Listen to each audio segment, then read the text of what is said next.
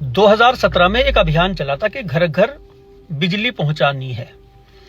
इस अभियान के तहत काफी लोगों को नौकरियां मिली थी। इसमें काफी लोग इसमें जुड़े हुए थे। गांव गांव घर घर जाके तारबंदी खंबे वगैरह लगाना लोगों ने ठेके ले रखे थे। काफी इसमें काम हुआ। बिजलियां पहुंची भी, गांव गांव में पहुंची भी, काफी गांवों में पहुंची। कोई गांव अभी उत्तर प्रदेश का ऐसा होगा जो ना पहुंची हो, जो हक और सच बात है।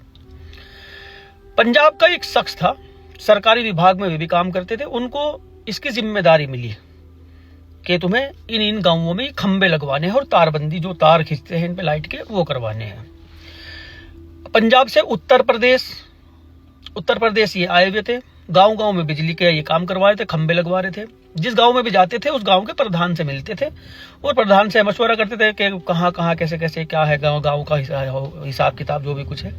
तो प्रधान वे साथ देते थे, खंबे वंबे लगवा दिया करते थे। इसमें प्रधानों की भी थोड़ी मूंछ खड़ी हो जाती है, आप लोग समझ सकते हो प्रधान कैसे होते हैं गाँव के। इसी के तहत एक गांव में खंबे लगवाए जा रहे थे। प्रधान से बात की, प्रधान ने बताया यहाँ इस तरह से खंबे लगने, इसी जगह पे लगा दो, सही रहेगा, किसी को दिक्कत नहीं होगी, कि किसी की छत पे ना आ जाए तार, किसी को परेशानी ना हो, कोई बच्चा ना पकड़ ले, सब चीज देखनी पड़ती है इसमें। इस व्यक्ति ने खंबे वंगे लगवाने शुरू कर दिए। गांव में काफी खंबे लग चुके। इस गांव में एक घर, गांव की जहां पर बसावत है, इससे 200 मीटर की दूरी पर एक घर है। ये जो शख्स था जिम्मेदार, इसने प्रधान से पूछा कि वो घर किसका है, तो वहां तक भी लाइट पहुंचनी चाहिए, वे अंधेरे में रहते होंगे, तो जंगल से में वैसो घर बन रहा है इनका। वो अलग घर था बिल्कुल। प्रधान ने मना कर दिया कि इनको क्या करो, तुम गाँव में लग गया, छोड़ो, एक घर के लिए तुम वहां तक खंबा बिछवाओगे, तार बार बिछवाओगे। इसने कहा नहीं जी, वो भी तो इस गांव का हिस्सा है, उनको भी लाइट चाहिए, कौन है देखें जरा मिल के आवे। प्रधान ने इनको काफी मना किया। इसने फिर भी कहा कि नहीं, मैं देख लो पहले कौन है, कितने लोग हैं वहां पे, कभी गाय भैंसी बांध रखी हो। ये बंदा उस घर की तरफ को चल दिया। इसे साग की खुशबू आई। पंजाब का बंदा था, साग के शौकीन होते हैं पंजाबी। साग की खुशबू आई और भी गया भाई उस दरवाजे में। दरवाजा पे दस्तक दी, खटखटाया दरवाजा। अंदर से एक लड़की आई। लड़की ने जी कौन चाहिए। उसने कहा जी कौन कौन रहते हैं यहाँ। लड़की ने कहा हम रहते हैं, क्या हो गया बताओ। उनको कोई मर्द हो तो उससे बात करवाओ। लड़की से उसने बात करी कि कोई मर्द हो अगर घर में तुम्हारे तो उससे हमारी बात करवा दो, लाइट वाइट के बारे में बात करनी कि हम वो हैं। उसको बताया लड़की को, खंबे वंबे लगवा रहे, तार वार बिछवा रहे। लड़की ने कहा वे तो सब मजदूरी करने खेत वेत पे गए हुए, शाम को आऊंगे। वे तो ठीक है, तो मैं शाम को आ जाऊंगा, उनसे मिल लूंगा मैं अपने आप। ये कह के चल दिया वापस। जाते जाते उसने कहा तुमने क्या बनाया आज। लड़की ने कहा कि हमने तो सागर चावल बनाए। अच्छा ठीक है, चलो खा लो। अब गांव के लोग कोई इनसे खाने के बारे में पूछ ले कि क्या बनाया, तो ये तो खुद ही कह देते हैं भाई आ जाओ खा लो तुम। उस लड़की ने कह दिया कि तुम भूख लग रही, तुम्हें आ जाओ खा लो। उसने कहा नहीं भूख नहीं लग रही, मुझे घर से आए हुए 6 महीने हो गए, मैंने साग नहीं खाया और मुझे साग की खुशबू आ रही थी यहाँ से।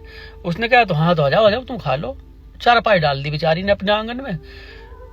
उसने कहा मैं चावल वावल से मैं तो रोटी से खाऊं, रुको मैं रोटी डाल दी। उसने रोटी भी डाल दी लड़की ने, उनको दी, खिला पिला के उनको उसने शुक्रिया अदा किया और अपना चला गया कि शाम को आऊंगा, शाम को मिल लूंगा तुम्हारे मम्मी पापा से जो भी है।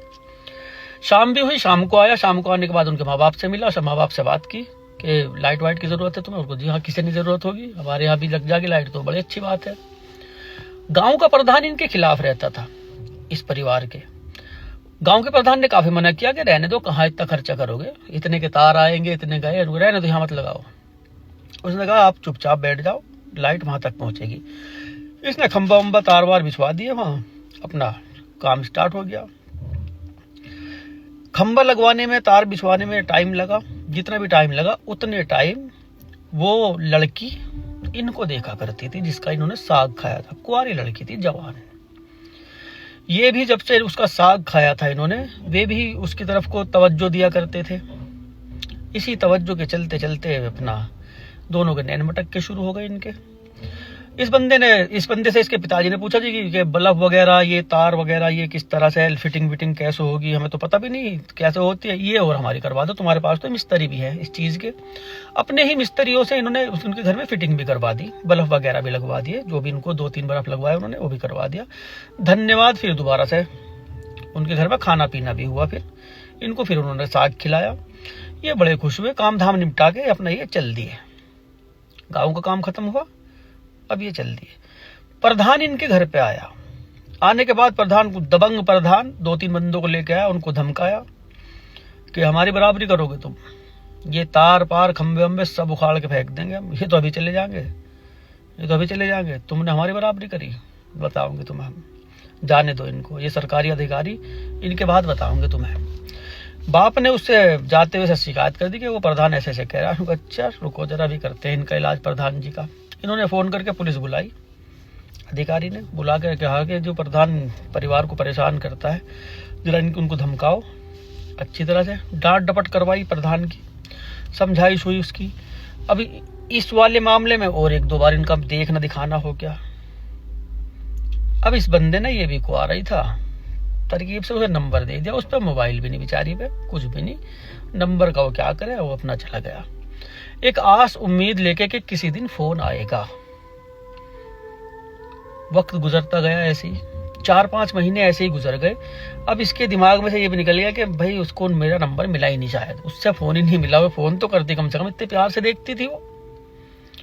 एक दिन इस लड़की ने फोन करा, किसी का मोबाइल वगैरह लेके फोन किया, उससे बात हुई। बातों बातों में, पहली ही बात में दोनों ने वो बातें कर ली जो उनको 10 साल में करनी थी।